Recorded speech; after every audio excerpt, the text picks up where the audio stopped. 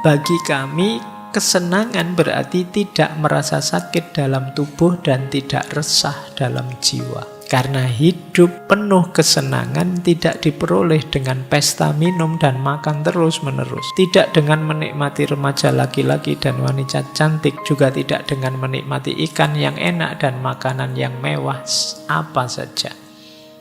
Melainkan hanya dengan pemikiran yang tenang, terang.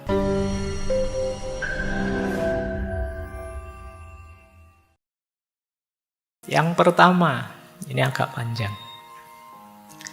Hidup tenang itu tentu saja harus diawali dengan hidup senang. Gerbangnya ketenangan itu kesenangan.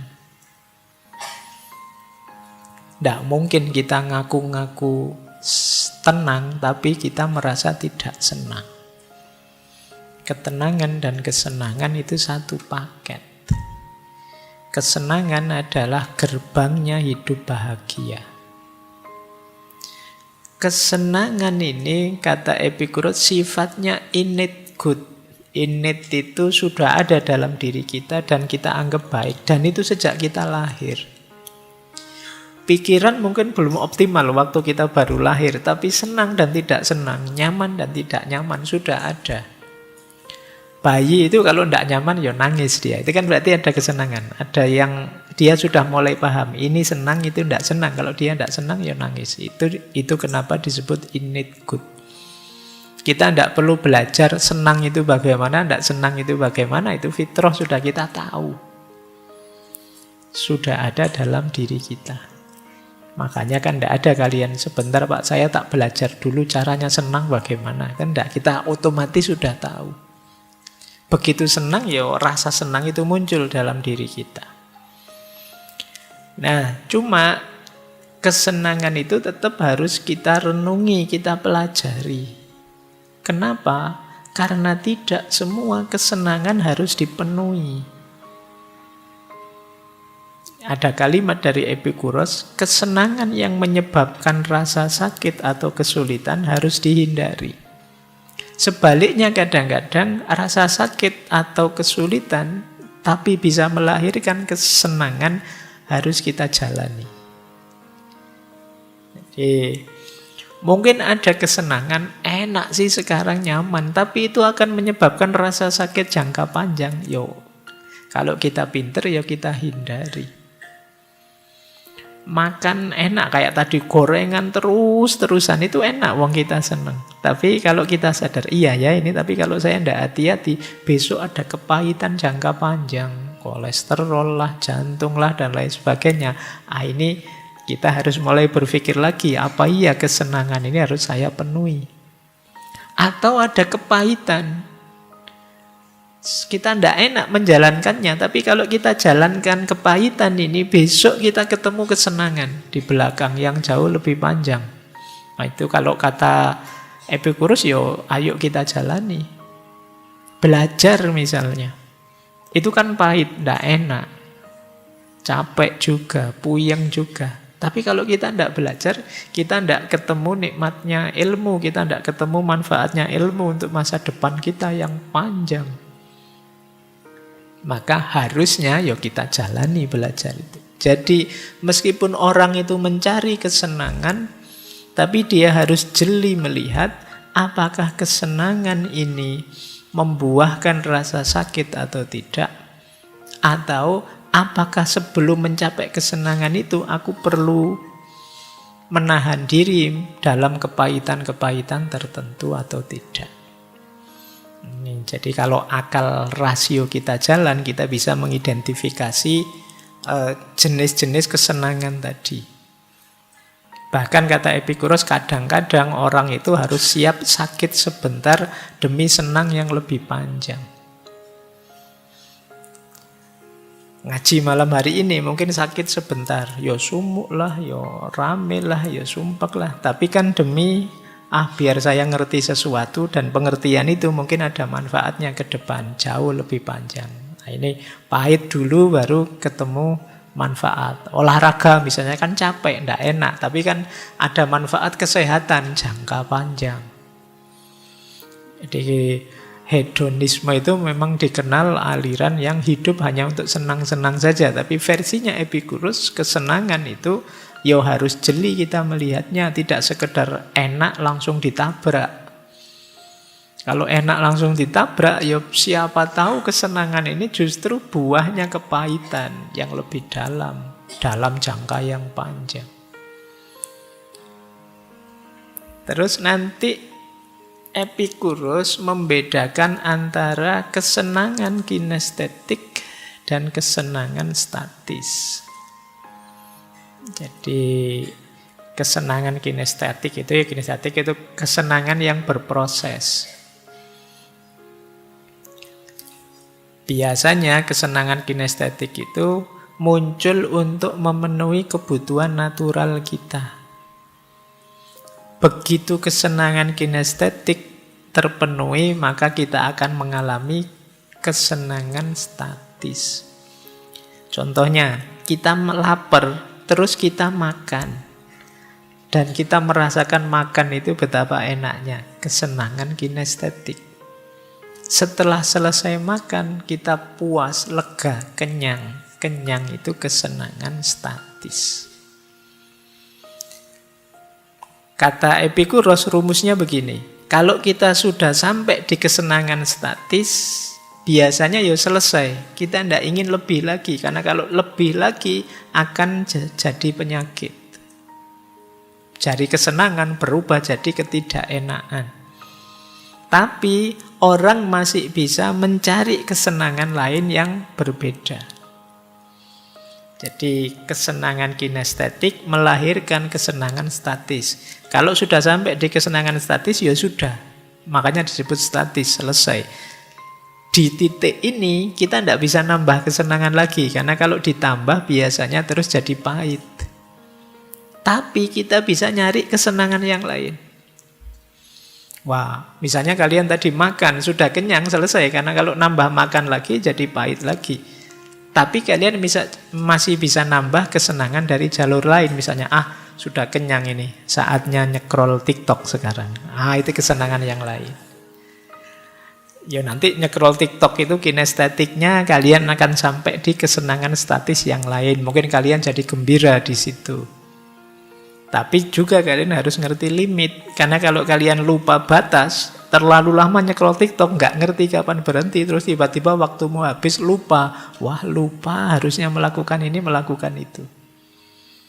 Maka penting kita sadar kapan harus berhenti dari kesenangan itu.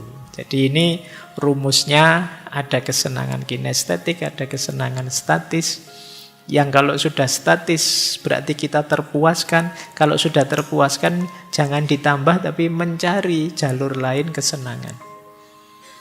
Itulah rumus untuk mengejar kesenangan. Ini rumus pertama. Rumus kedua dari kesenangan. Pak, gimana Pak? Milih di antara banyak kesenangan itu harus saya pilih yang mana?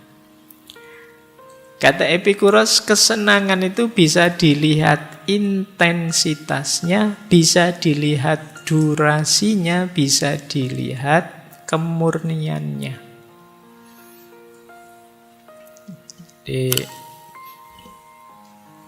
Intensitas itu kuatnya. Kalau enak, sangat enak. Ini ya sekedar enak saja, ini biasa saja, itu namanya intensitas.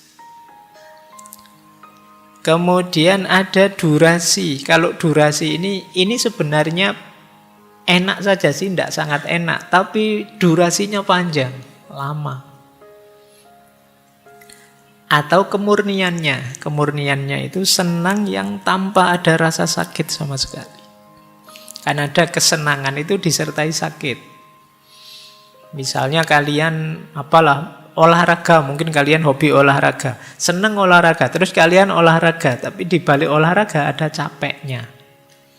Itu berarti ada kesenangan yang disertai rasa sakit.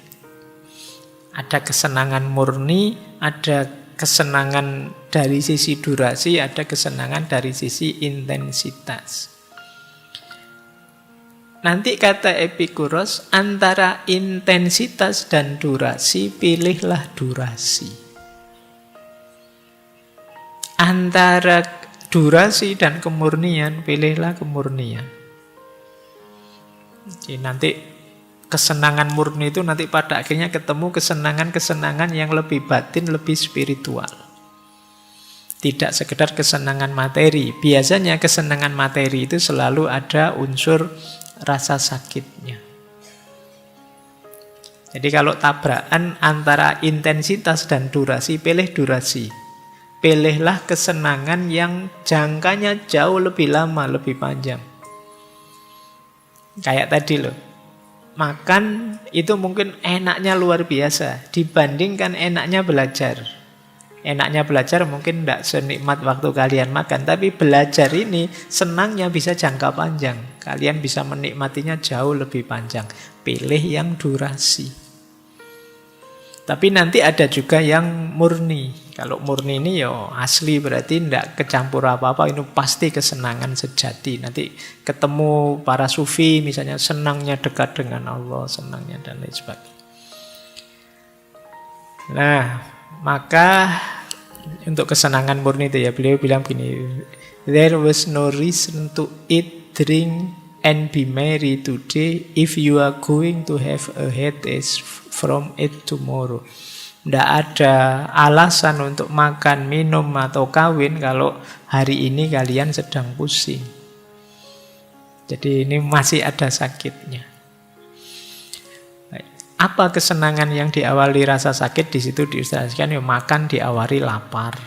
Hubungan suami istri diawali nafsu. Ini kan diawali sakit. Diawali keinginan yang belum terpenuhi. Tapi nanti ada kesenangan yang lebih murni. Epikuros mencontohkan misalnya kesehatan dan persahabatan. Persahabatan itu lebih murni, tidak ada sakitnya. Baik, jadi ini rumus kedua. Jadi boleh kalian mengejar kesenangan, tapi kesenangan yang lebih rasional. Apakah itu karena intensitas, durasi, atau kemurniannya. Kalau kalian berhadapan dengan satu kesenangan, coba diukur 3 aspek ini. Intensitasnya, durasinya, kemurniannya. Kalau bisa 3-tiganya, alhamdulillah. Tapi kalau tidak bisa, pilih kemurniannya. Itu standar paling pokok. Apalagi kemudian ya murni, ya durasinya lama, ya rasanya sangat kuat. Itu tidak usah ragu-ragu, diambil saja. Itu menyenangkan pasti. Baik, jadi kita punya 2 rumus ya tentang kesenangan. Ada kinestetik, statis, ada intensitas, durasi, dan kemurniannya. Makanya terus beliau bilang begini. Maka kalau kami mengatakan bahwa tujuan hidup kita adalah kesenangan, yang kami maksud bukanlah kesenangan kaum foya-foya yang asal menikmati saja. Itu anggapan mereka yang tidak tahu atau tidak lagi mengerti ajaran kami, atau dengan sengaja memutarbalikkannya. Karena beliau ini dituduh hedon dengan konotasi yang negatif tadi. Hidup kok nyari senang saja, kurang mulia. Padahal kata beliau tidak begitu cara memahaminya. Bagi kami, kesenangan berarti tidak merasa sakit dalam tubuh dan tidak resah dalam jiwa. Karena hidup penuh kesenangan tidak diperoleh dengan pesta minum dan makan terus-menerus.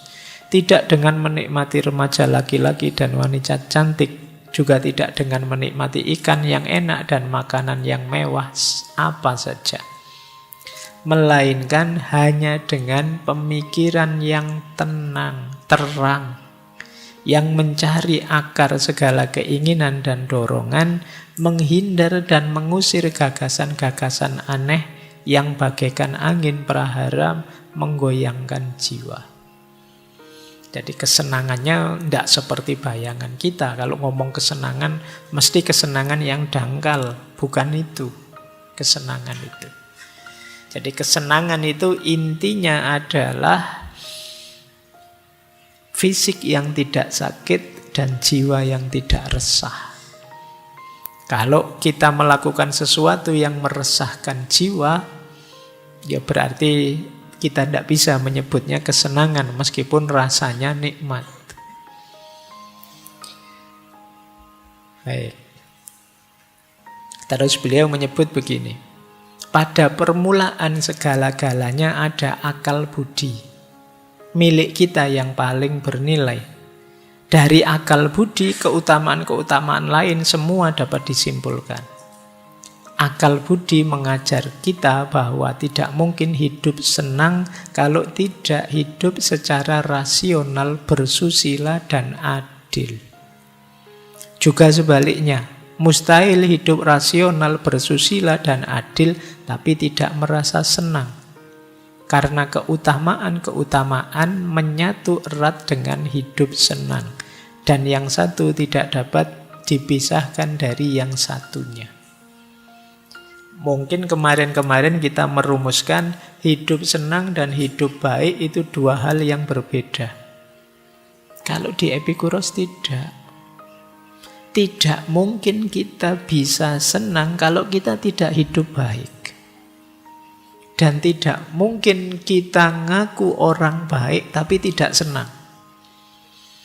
Jadi kalau yang pertama jelas bahwa tidak mungkin kita bisa hidup senang tanpa hidup baik. Karena yang melahirkan kesenangan itu pasti kebaikan-kebaikan.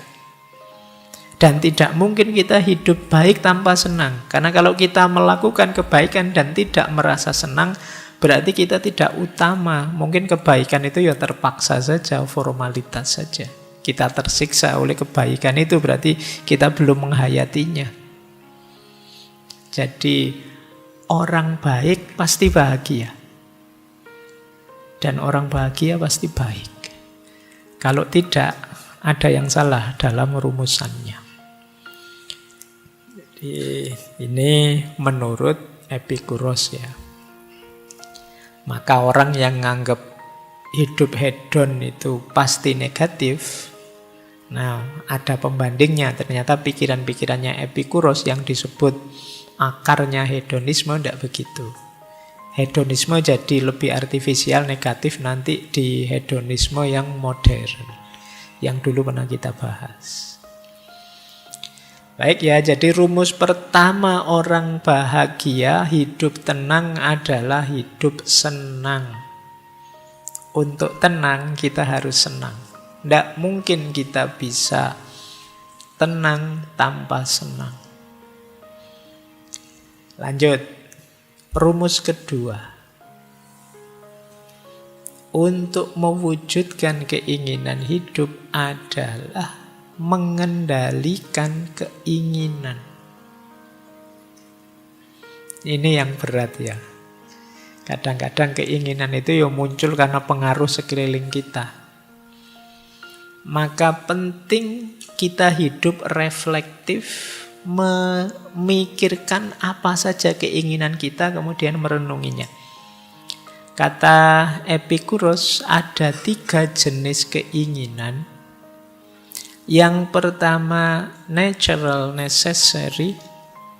Natural itu alami, dan necessary, niscaya, dia harus kita penuhi.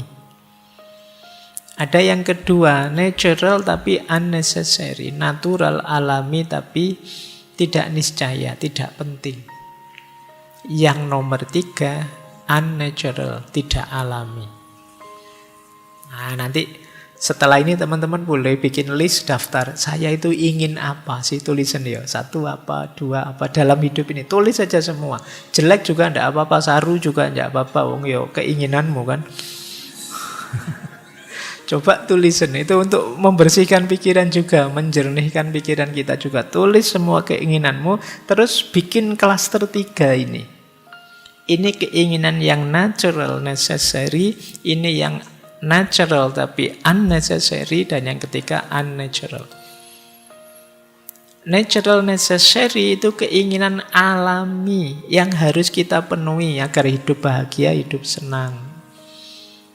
Ya Mungkin kita sebut saja sandang, pangan, papan, ini kebutuhan primer. Keinginan ini ya harus kita penuhi. Natural, necessary ini. Tapi ada yang nomor 2, natural, unnecessary. Keinginan alami tapi tidak harus dipenuhi. Tidak wajib. Kalau yang pertama tadi wajib. Yang kedua tidak wajib.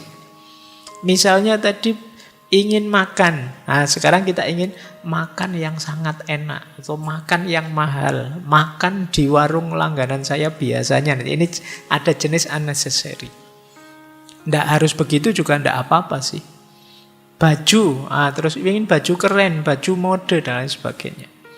Ingin HP untuk komunikasi, tapi kita ingin yang merek ini, bukan HP yang itu sudah unnecessary. Keinginannya alamiah, tapi tidak harus dipenuhi. Ada lagi yang tidak natural. Nah, kalau di Epikuros ya tentunya ingin berkuasa, itu ternyata tidak natural bagi Berarti kalian yang punya cita-cita nyalonan ini, nyalon itu sebenarnya unnatural. Tidak natural. Yang kedua ingin terkenal. Termasuk beliau mencontohkan ada koleksi emas. Ini kadang-kadang ya ngapain dikoleksi sampai segitunya. Tidak natural. Jadi ada natural dan harus, ada natural tapi tidak harus, ada yang tidak natural. Gimana Pak cara menyikapi 3 ini? Caranya begini. Yang pertama, kata Epikuros, abaikan keinginan ketiga, fokus dulu pada keinginan pertama. Jadi, wong yo rumah belum punya, makan pontang-panting, baju ndak ganti-ganti, wong ndak bisa beli. Kok kamu mikirnya kapan ya Pak saya terkenal bisa ngoleksi emas sebanyak-banyaknya, bisa nanti dulu, penuhi dulu yang pertama. Jadi yang nomor 3 itu terakhir sekali. Nah, kalau yang kedua, boleh memenuhi keinginan kedua asal tidak menyebabkan rasa sakit atau tidak nyaman yang akut. Misalnya kalian ingin makan enak ini, makan kan primer ya. Boleh dipenuhi Mbak? Boleh, tapi jangan sampai setelah sekarang makan enak terus besok seminggu tidak makan. Nah, karena duitmu habis kamu pakai makan. Nah, ini jangan. Jadi yang nomor 2 kamu penuhi, tapi pastikan tidak ada efek sakitnya. Kalau ada, pending dulu, biasa saja dulu. Yo kayak HP tadi loh. Yalah yang penting punya HP bisa komunikasi. Pak saya pengen yang bermerek Pak, yang terbaru Pak. Ya silahkan, tapi jangan sampai ada rasa sakit. Jangan sampai begitu beli HP bermerek yang terbaru kamu ditagih pinjol. Terus stres kamu. Nah itu blunder namanya. Jadi keinginan jenis kedua kalau memang mampu penuhi saja, tapi pastikan tidak menyebabkan rasa sakit. Keinginan ketiga, kenapa tadi keinginan itu harus kita taruh di terakhir? Karena keinginan ketiga itu cirinya biasanya dalam jangka waktu lama akan muncul masalah. Apakah itu kecewa, tidak puas, tidak nyaman, atau kesehatan. Jadi, ya kayak tadi loh Pak, terkenal itu kan enak Pak. Nggak, nanti ada efek tidak nyamannya pasti. Koleksi emas apa yang luar biasa itu jangan-jangan ada mungkin ketidakpuasan, mungkin kekecewaan atau kesehatan terganggu. Kalau yang tidak alamiah ini harus dipertimbangkan benar kalau mau kalian jadi target keinginan. Karena keinginan itu jadi faktor utama kita bisa tenang atau tidak. Orang kalau keinginannya tidak realistis, terlalu tinggi, tidak terkendali, ini sumber kegelisahanmu. Makanya dulu waktu kita sekolah SD atau SMP kan ada kalimat begini, gantungkan cita-citamu setinggi mungkin. Ini menurut saya kalimatnya bagus sudah. Kamu boleh berkeinginan, boleh bercita-cita setinggi-tingginya, tapi yang mungkin. Iya.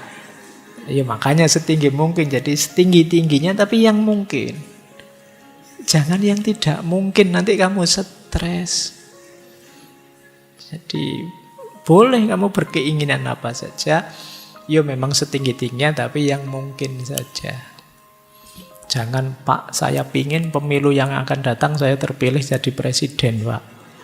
Lah kamu sekarang usia berapa? Yo, saya 23, Pak, tapi yo saya kuliah S1 sudah hampir 7 tahun ini sih, Pak, tidak lulus-lulus misalnya.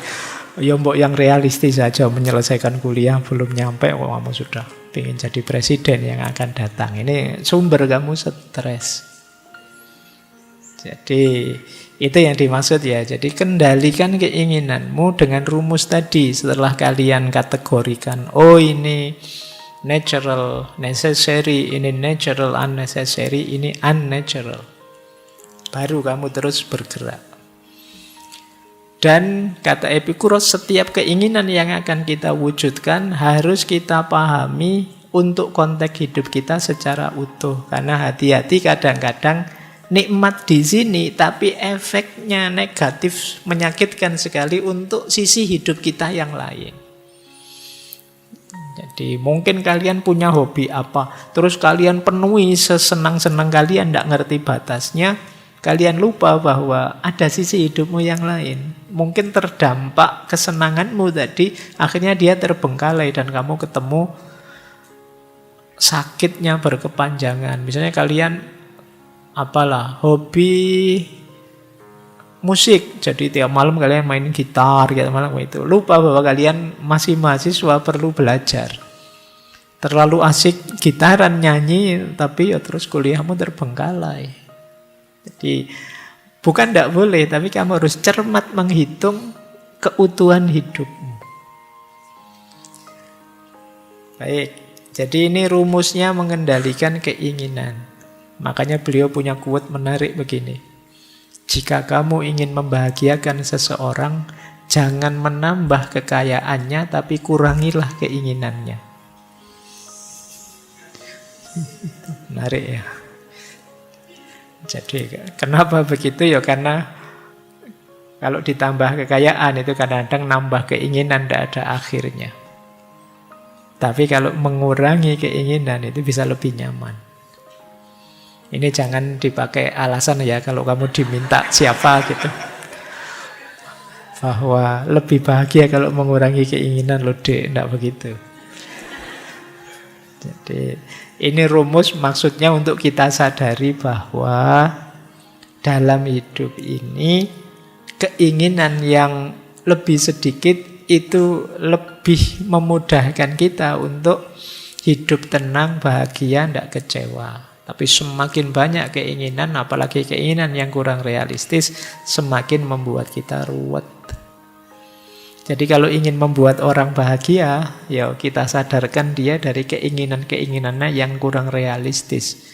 Bukan dengan kita beri kekayaan. Jadi jika kamu ingin membahagiakan seseorang, jangan hanya menambahkan kekayaannya, tapi kurangi keinginannya. Baik, ya ini bisa kalian renungi lagi konteksnya ya, quote ini. Ada lagi quote seperti ini yang berhubungan dengan keinginan. Kata Epikuros, jangan merusak apa yang kamu miliki dengan menginginkan apa yang tidak kamu miliki.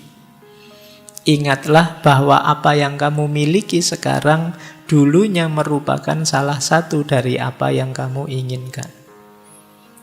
Ini quote-nya cocok untuk yang senang selingkuh. Iya. Ya kan, itu kayak kata orang Jawa, biyen ketok opo, saiki ketok opo. Kita kadang-kadang tidak mensyukuri yang kita miliki, tapi menggelisahi apa yang tidak kita miliki. Akhirnya apa? Kita tidak bersyukur. Kita merasa kurang saja, kita merasa tidak punya saja. Padahal ada banyak sudah kita miliki, tapi kita lupakan. Ini yang menurut Epikuros, jangan merusak apa yang kamu miliki dengan menginginkan apa yang tidak kamu miliki. Pak, apa tidak boleh, Pak? Berkeinginan boleh, cuma jangan dengan cara merusak yang sudah kamu miliki. Yang sudah kamu miliki jadi tanggung jawabmu untuk merawatnya, untuk menyayanginya. Karena dulu kan kamu menginginkan itu, sampai sekarang kamu miliki. Mentang-mentang ada HP tipe baru, terus HP lama kamu sakiti hatinya. Kamu cuekin kamu ini. Nggak boleh begitu. Jadi ini bagian dari pengendalian keinginan tadi loh. Kadang-kadang kita itu wong sudah punya kok masih ingin yang baru, padahal yang lama juga masih bisa. Lanjut, ini rumus selanjutnya. Ada lagi quotes menarik. Ini saya lupa, kelihatannya dulu juga pernah saya sampaikan quotes Epicurus ini ya. Lebih baik membatalkan satu keinginan daripada berupaya terlalu keras mendapatkannya, namun kemudian mengorbankan banyak hal lain yang lebih penting.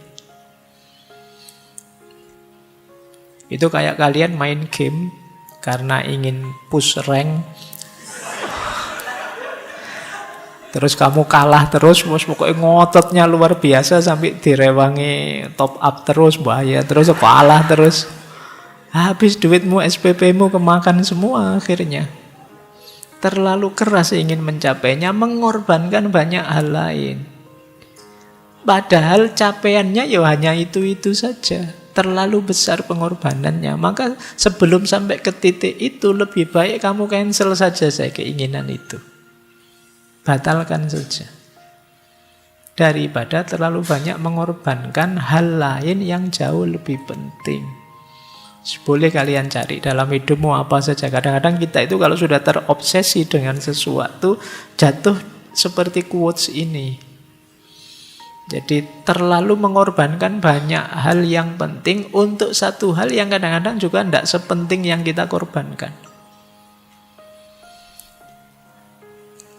Ini pentingnya mengendalikan keinginan. Ini nanti akan jadi sumber tidak tenangnya hidup kita. Keinginan-keinginan yang tidak terkendali tadi. Baik, jadi yang pertama hidup senang, yang kedua mengendalikan keinginan. Yang ketiga, kesederhanaan. Sederhana dalam pikiran-pikirannya Epicurus itu mungkin setara kalau dalam agama dengan konsep qanaah. Qanaah itu merasa cukup dengan yang sekarang saya miliki. Ya saya tidak kaya, tidak punya macam-macam banyak hal, tapi dengan yang saya miliki sekarang itu saya sudah bahagia. Ini namanya qanaah. Kata Epicurus, kalau kita hidupnya qanaah dan tidak ingin mengejar sesuatu secara berlebihan, kita lebih mudah bahagia. Kenapa? Karena kebahagiaan itu lebih mudah dicapai dan lebih mungkin dinikmati. Ini seperti orang yang bilang bahwa bahagia itu ya sekarang dan saat ini. Dengan cara apa? Menerima dan mensyukuri apapun yang sedang kita hadapi dan kita miliki sekarang. Ini yang disebut hidup sederhana. Membiasakan diri hidup sederhana, kata Epicurus, membuat kita sehat dan membuat kita lebih berani menghadapi perubahan. Jadi ini menariknya hidup sederhana. Kadang-kadang kita itu kan secara tidak sadar hidup berlebihan. Hidup sederhana itu mungkin kita bisa kembali ke sesi dulu minimalisme. Kita itu kadang-kadang berlebihan. Loh, tambah banyak kepemilikan tentu saja kita tambah repot. Mengurusinya, merawatnya, menjaganya. Sehingga akhirnya kita sulit bahagia. Keinginan kita tidak ada batasnya. Jadi kalau kita tidak bisa qanaah, itu kan berarti kita ingin apa lagi. Itu problemnya kembali ke yang kedua tadi. Kita tidak bisa mengendalikan keinginan. Kita tidak mensyukuri yang tidak kita miliki, tapi digelisahkan oleh yang kita tidak mensyukuri yang kita miliki, digelisahkan oleh yang tidak kita miliki. Kata Epikuros, orang bodoh tidak puas dengan semua yang dimilikinya. Mereka menyusahkan hati dengan semua yang tidak dimilikinya. Kalau teman-teman sehari-harinya kok galau, mikir apa yang tidak teman-teman miliki, kata Epikuros ya ini, berarti teman-teman termasuk orang bodoh. Ada yang bisa kita nikmati karena sudah kita miliki, kita malah sibuk mencari yang tidak kita miliki. Wong kita sudah bisa senang, sudah bisa bahagia dengan yang kita miliki selama ini, masih mencari yang lain, yang tidak dimiliki. Yo, apalagi seperti ini kalau tidak disebut orang bodoh. Dilanjutkan oleh Epikuros, tidak mungkin ada kecukupan bagi orang yang menganggap cukup itu kurang. Bisa dipahami ya?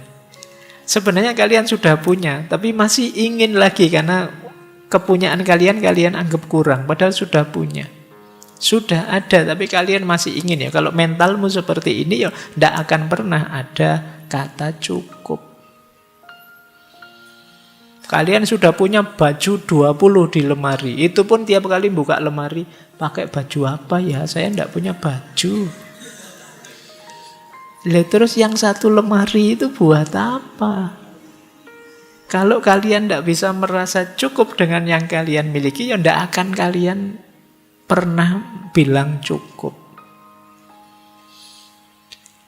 Ini kata Epikuros. Pokoknya ada banyak mental seperti ini dalam diri kita selama ini. Kita merasa kurang saja, padahal sudah sangat cukup. Kata Epikuros lagi, kekayaan yang dibutuhkan oleh alam terbatas dan mudah diperoleh. Tapi kekayaan yang dibutuhkan oleh keinginan yang sia-sia meluas, tak terbatas. Kalau kita natural saja, memenuhi kebutuhan-kebutuhan dasar saja tadi, natural necessary tadi, itu gampang. Kan orang sering nyindir kita, alah ayam saja bisa makan meskipun dia tidak mikir macam-macam, berangkat dapat makan terus pulang dapat makan. Binatang saja bisa begitu, kok ada manusia yang sampai tidak bisa makan? Kenapa bisa begitu? Karena manusia tidak natural necessary tadi, keinginannya macam-macam. Kalau kayak binatang yang fokus natural necessary saja, yang dia inginkan basic dalam hidupnya pasti dapat. Sebenarnya kita juga pasti dapat kalau kita bisa mengklasifikasi kebutuhan kita. Baru ngelamar kerja itu pun sudah mikir pokoknya tahun depan saya harus sudah beli mobil, beli rumah, sudah menikah, sudah. Ya kamu stres sendiri. Pada akhirnya, kenapa? Keinginanmu tidak terkendali. Jadi padahal kalau kita yang alami saja, yang natural saja mudah.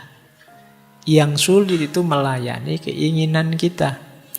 Perut kita itu tidak cerewet. Kalian isi nasi angkringan atau restoran mewah, dia terima kok.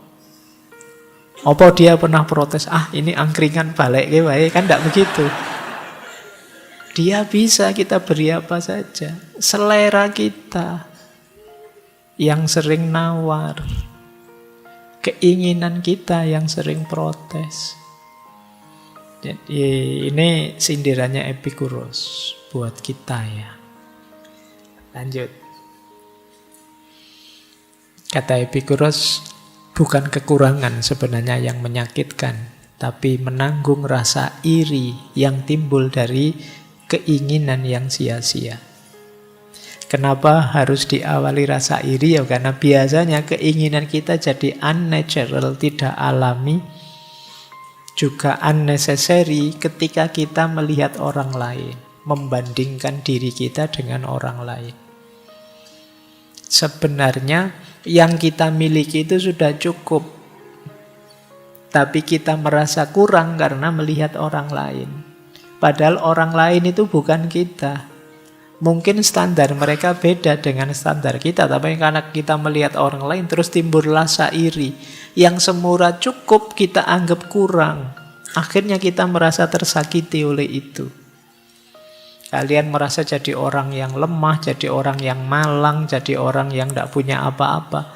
Padahal tanpa kalian bandingkan dengan orang lain, sebenarnya kalian kan sudah bisa hidup nyaman dengan yang kalian miliki saat ini. Jadi, apa tidak boleh Pak? Kita kaya, ya boleh saja. Cuma, kalau belum kaya, jangan membanding dengan orang lain yang menimbulkan rasa iri. Itu akan membuat kita sakit dan tidak mensyukuri yang kita miliki. Ini rumus ya, ini untuk agar kita bisa mengendalikan keinginan kita dan menerima apa yang sudah kita punya sekarang. Ini sumbernya ketenangan hidup. Karena temanya malam hari ini kan caranya hidup tenang. Lanjut, cara yang keempat. Kata Epikuros, ya untuk hidup tenang adalah mari hidup dengan tanpa kecemasan. Yang biasanya kecemasan itu sumbernya pikiran kita. Kata Epikuros, manusia telah lama tertindas oleh rasa takut yang membabi buta. Takut apa saja. Nanti beliau banyak membahas tentang takut kematian. Kata Epikuros, lebih baik bagimu bebas dari rasa takut dengan berbaring di atas dipan.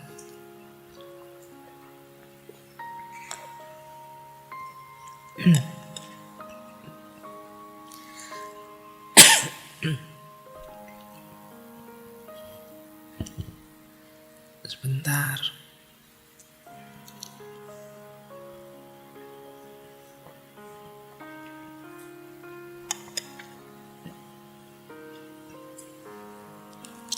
Ini rumus yang tadi.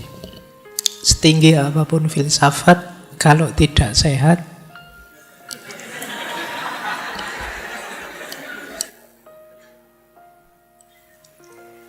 tidak ada gunanya. Baik, kita lanjutkan.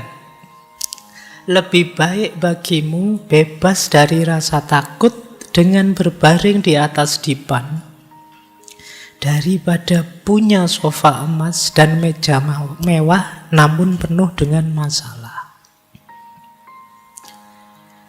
Kita hari ini banyak ketakutan-ketakutan yang tidak perlu. Antara lain karena banjir informasi yang menyerbu kita. Pikiran kita sekarang aneh-aneh. Batuk kayak gini terus mikir, jangan-jangan paru-paru saya. Jangan-jangan ini.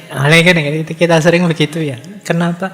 Info dari Google, dari mana-mana. Ada banyak ketakutan yang tidak perlu. Ada ndak yang sekarang masih semester 1 tapi sudah khawatir besok saya bisa ndak ya jadi suami yang baik? Saya ndak bisa masak, gimana ya nanti suami saya protes ndak ya? Padahal masih semester 1. Ini yang disebut ketakutan yang tidak perlu. Dan kita sering mengalami ini. Gimana kita bisa hidup tenang? Pikiran kita serba takut. Mau melakukan apa saja, pikiran kita mengarah ke yang negatifnya, terus takut. Mau naik motor, takut nanti jatuh. Mau ke kampus, takut nanti ketemu yang saya benci, yang kemarin nolak, takut, macam-macam. Ada banyak ketakutan-ketakutan yang kata Epikuros tidak rasional. Bahkan ketakutan paling puncak kita yaitu takut mati. Ada kalimat menarik begini dari Epikuros. Kematian yang merupakan keburukan paling mengerikan itu kan sebenarnya tidak berarti apa-apa bagi kita. Karena ketika kita ada, kematian tidak datang. Ketika kematian datang, ya kita sudah tidak ada. Wong sudah mati. Kita mau takut apa? Kata Epikuros, mengapa aku harus takut pada sesuatu yang hanya bisa ada jika aku tidak ada? Kematian itu kan kita sudah mati. Kalau kita sudah mati ya sudah, kita tidak ada. Kalau kita tidak ada ya apa yang kita takuti? Nanti memang di beberapa tulisannya Epikuros itu ada pandangan bahwa akan lebih kondusif, hidup kita lebih tenang kalau kita nganggap bahwa ya kematian itu babak terakhir dalam hidup kita. Kesadaran kita sebagai manusia berakhir saat kita mati. Makanya dia bilang kalau kita mati ya ndak ada. Kalau kita ndak ada ya kenapa harus dikhawatirkan? Ada quotes yang menarik begini dari beliau. Aku tidak ada, aku ada, terus aku tidak ada, dan terakhir aku tidak peduli. Jadi ini lebih menenangkan. Aku tidak ada, ya dulu kan kita tidak ada. Terus lahir ke bumi, terus nanti kita mati. Dan kita mikir proses ini sampai puyeng. Harusnya akhirnya apa? Aku tidak peduli. Sudahlah, yuk menikmati hidup saja. Kalau memang waktunya mati datang, ya mati sajalah. Tidak apa-apa, memang sudah waktunya. Jadi ini kan kepastian yang tidak bisa kita elakkan. Ya sudah, kalau kita pas ngalami itu kan juga kita sudah mati. Jadi kalau ada yang bilang mati itu menyakitkan loh Pak. Loh, yang menyakitkan sebelum matinya. Kalau kita sudah mati ya selesai, tidak bisa merasakan apa-apa lagi, kata Epikuros. Bahkan kesadaran kita juga hilang, kata Epikuros. Makanya untuk sesuatu yang kita sudah tidak ada, ya ngapain dipikir. Kan sekarang banyak, sering kan kita dengar filsafat itu, ada itu hakikatnya tidak ada, tidak ada itu hakikatnya dong, bulan tidak karu-karuan. Jadi kata Epikuros, sudahlah, aku tidak peduli sekarepmu. Yang lebih penting, ayo hidup tenang, ayo hidup bahagia, ayo hidup senang saja. Karena kesempatan untuk mensyukuri hidup, mencari kesenangan dalam hidup tidak terulang 2 kali. Ini maka jika aku tidak ada, terus aku ada, terus aku tidak ada, gimana tidak apa-apa, aku tidak peduli. Ini quotes dari Epikuros. Jadi maksudnya apa kata aku tidak peduli itu? Jangan terlalu dipikir. Seringkali kita hidup karena kecemasan-kecemasan yang tidak perlu. Ya kalau dipikir negatifnya saja, kalian bisa tidak ngapa-ngapain. Mau belajar filsafat nanti, wah jangan-jangan nanti sesat ya Pak. Ya wis. Gimana mau bisa sesat, wong paham saja tidak. Tenang saja, tidak apa-apa, aman. Jadi kita pikirannya negatif terus. Mau ke masjid saja kamu, wah nanti di masjid bisa masuk enggak ya, jangan-jangan saya dilarang masuk ini, saya auranya kan agak aura orang-orang enggak pernah sholat misalnya. Kalau pikiranmu itu aneh-aneh. Jadi kita sering sekali mikir terlalu jauh yang aneh-aneh tadi. Jadi ketakutan yang enggak ada alasannya. Baik, ya tentu saja akhirnya hidup kita enggak tenang. Ayo kita tenang. Kita tepis semua ketakutan-ketakutan kita. Biar hidup tenang. Ya memang hidup itu ada kesulitan, ada kegagalan, ada masalah, ada hal-hal yang tidak kita senangi. Tapi itu natural saja, alami saja. Tidak mungkin hidup kita positif, terus kadang-kadang juga negatif. Kita takuti atau tidak kita takuti, seperti itu polanya orang hidup. Oke, kita lanjutkan. Nah, ini termasuk yang beliau senangi, persahabatan. Sampai murid-muridnya pun dipanggil sahabat. Kata beliau, dari semua hal yang diperoleh kebijaksanaan untuk menghasilkan kebahagiaan hidup yang utuh, yang terbesar adalah kepemilikan persahabatan.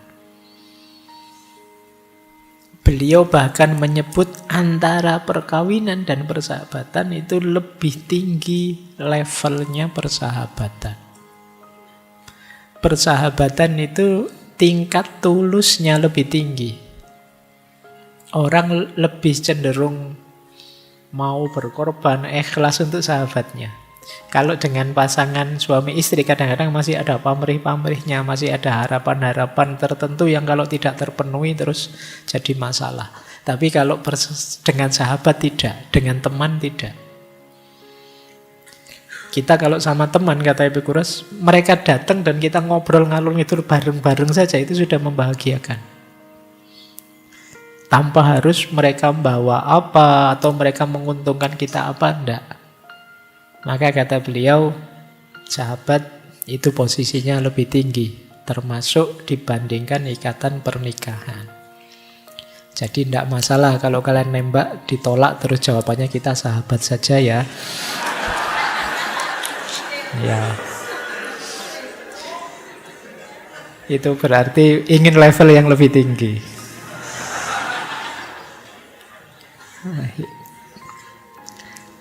Apa manfaatnya sahabat? Anda tidak akan mengembangkan keberanian dengan menjadi bahagia dalam hubungan Anda setiap hari. Anda akan mengembangkannya dengan bertahan hidup dalam masa-masa sulit dan menghadapi kesulitan. Jadi bersama-sama dengan sahabat, bareng-bareng kita menempa diri. Jadi tidak sekedar dalam senang, tapi ketika menghadapi kesulitan. Bahkan itu kalimat terakhir itu menarik. Bukan bantuan teman-teman kita yang membantu kita, tapi keyakinan bahwa mereka akan membantu kita. Itu sudah menenangkan. Saya mungkin kalah, mungkin jatuh, mungkin hancur. Tidak apa-apa. Saya punya teman-teman yang apapun situasi saya, dia siap menerima saya. Ini membuat kita mantap, tenang. Jadi itu gunanya sahabat.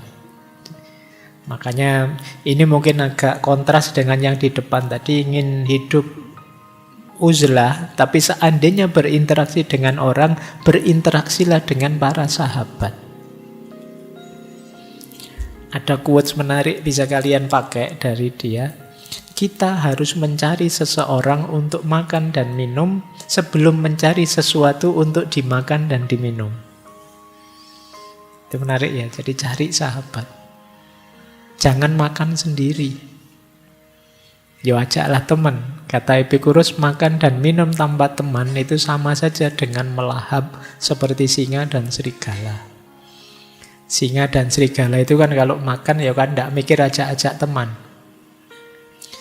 Beda dengan binatang tertentu ya kalau makan bareng-bareng. Nah, ini quotes untuk para sahabat. Kalian jangan tenang saja kalau makan ada sahabatmu ya diajak makan. Siapa tahu dia bisa nraktir kita. Nah, lumayan. Jadi kalau dalam Islam itu kan ada cerita Nabi Ibrahim itu ya, yang beliau tidak pernah, Nabi Ibrahim itu makan sendirian. Kalau beliau mau makan kok pas sendirian, dia akan keluar rumah nyari orang yang bisa diajak makan bareng. Ini manfaatnya besar kalau kata Epikuros. Karena sahabat dan teman inilah yang nanti membackup kita, mendukung kita, siap menerima kita apapun kondisi kita. Ya cirinya sahabat itu sebenarnya ya tidak perlu diperintah begitu, ya otomatis sudah. Kalau sama teman kok lagi nongkrong pengen makan kan ayo makan. Ada ndak di sini yang lagi ngobrol-ngobrol pengen makan terus nyari-nyari alasan sebentar ya saya ada urusan terus pergi makan sendiri. Berarti belum sahabat. Kalau sahabat itu mesti ngajak makan. Nah ini nanti setelah ini paling kalian waspada itu kalau ada temennya tiba-tiba bilang kamu sahabatku kan gitu. Nah, ya. Itu alamat itu sebentar lagi. Oke, ya paling sebentar lagi 100-100 ada kan ya itu. Baik. Oke, jadi persahabatan jadi kunci tenangnya hidup. Ketika kita sadar bahwa apapun yang terjadi akan ada orang yang mendukung kita, kita akan merasa nyaman. Hidup rasanya lebih tenang.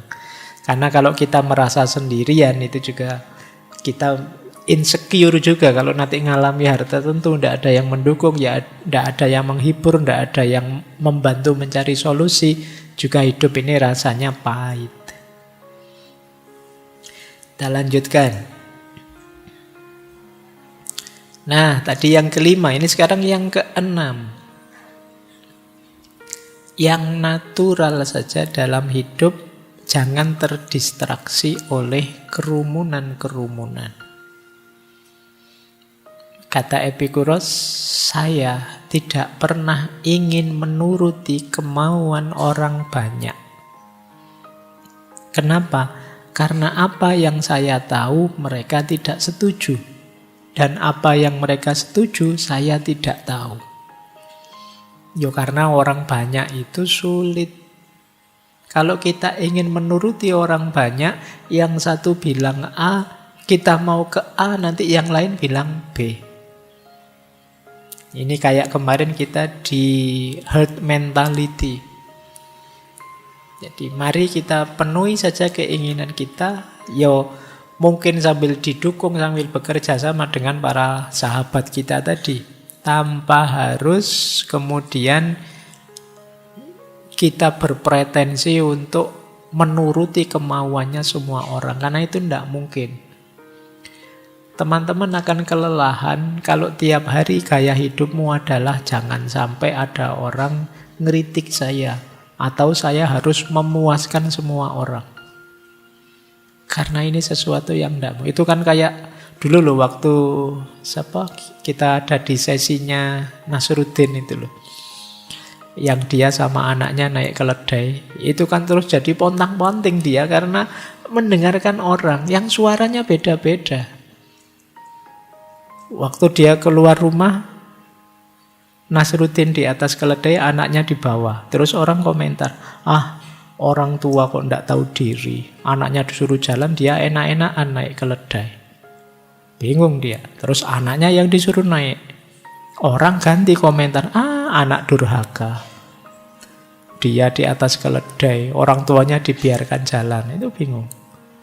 Nanti akhirnya sudahlah nak, kita naiki berdua saja. Orang komentar, keledai sekecil itu kok dinaiki berdua. Nggak mikir apa ya?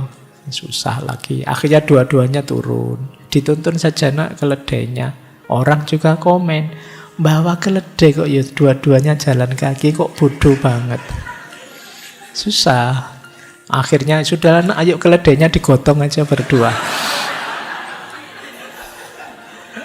Itu kalau kalian mendengarkan komentarnya orang. Hari ini kan kita sering digelisahkan itu. Kalian mungkin posting apa, terus orang komentar aneh-aneh banyak sekali. Ada saatnya terserahlah orang mau komen apa, yang penting menurut saya ini baik. Karena kadang yang komen juga iseng saja kok. Ngapain kita ambil hati sedalam itu? Nah, bagian dari ketenangan hidup adalah kita menyadari momen ini. Jadi biasa saja, natural saja. Jangan terdistraksi oleh kerumunan. Kata Epikuros, jika kamu membentuk hidupmu sesuai dengan kodrat hidup yang alami saja, maka kamu tidak akan pernah miskin. Tapi jika kamu mengikuti pendapat orang lain, kamu tidak akan pernah kaya. Karena kamu akan kerepotan sekali melayani mereka semua. Ini rumus ya, pokoknya ini rumus-rumus hidup tenang. Ini rumus yang ke-6. Sekarang rumus yang ke-7. Setiap orang pasti punya prinsip, punya nilai. Maka di antara sumber tenangnya hidup adalah kita mampu menegakkan nilai-nilai atau prinsip-prinsip hidup kita. Kok kita punya idealisme dan belum mampu menegakkannya, itu hidup kita belum tenang. Orang tenang itu kalau ada nilai ya mampu menjalankannya. Kayak kalian misalnya yang muslim ya meyakini sholat itu wajib. Maka ketika kalian bisa menjalankan sholat sudah tenang. Kalau belum mampu menjalankan sholat, kalian masih gelisah. Maka ketenanganmu antara lain terjadi kalau kalian bisa menegakkan nilai hidupmu. Mungkin kalian punya nilai kejujuran. Begitu kalian bohong, pasti kalian tidak tenang. Karena nabrak dengan nilai yang kalian yakini. Jadi ketenangan itu akan lahir sesuai dengan kesungguhan kita menegakkan nilai. Makanya ini tadi yang quote sempat kita kutip itu loh. Tidak mungkin hidup senang tanpa bijaksana, baik, dan adil. Dan tidak mungkin hidup bijaksana, baik, dan adil tanpa hidup yang senang. Jadi kesenangan, ketenangan itu bersyarat penegakan prinsip dan nilai. Beliau juga punya quotes begini, kesenangan itu tidak jahat, tapi cara menghasilkan sebagian kesenangan itu ada yang mengakibatkan masalah yang besarnya berlipat-lipat daripada kesenangan yang diperoleh. Jadi wajar saja orang mengejar kesenangan, tapi kalau kita mengejar kesenangan itu dengan mengabaikan nilai, prinsip yang kita yakini, disitulah maunya kita kesenangan, tapi jatuhnya bisa kebalikannya. Jadi, keinginan kita, ayo kita penuhi, tapi tetap tidak mengabaikan nilai. Karena kalau kita mengabaikannya, kita mungkin tidak ketemu dengan kesenangan, malah ketemu dengan masalah. Jadi rumus akhirnya kesenangan itu di sini. Makanya beliau kemudian bilang, meski kita bisa mengelak dari hukuman, tapi orang yang melarikan diri tidak mungkin bisa hidup tenang. Karena mereka akan selalu ditakuti, ketakutan akan masa yang akan datang maupun masa kini. Kadang-kadang kita melakukan kesalahan tapi tidak ngaku. Kita salah tapi terus melarikan diri. Jangan dikira urusannya selesai. Kita sedang mempertaruhkan ketenangan hidup. Mungkin saja seluruh Indonesia tidak tahu. Tidak ada yang tahu selain para malaikat dan Allah saja. Tapi kalian juga tahu yang melakukannya. Dan itu akan jadi ganjalan bagi ketenangan hidupmu. Maka kata Epikuros, tidak bisa kalian mengabaikan nilai, mengabaikan norma. Karena begitu kalian nabrak itu, pasti kalian tidak tenang. Mungkin tidak ada orang tahu, tapi kalian sendiri yang melakukannya akan tahu. Dan itu akan jadi memorimu, dan itu yang akan memblokir ketenanganmu. Kadang-kadang kalau orang melakukan kesalahan ini itu kan ada di memorinya. Kadang-kadang kalau dia mengalami kesialan apa, ketidakberuntungan apa, itu selalu disambungkan dengan kesalahannya sebelumnya.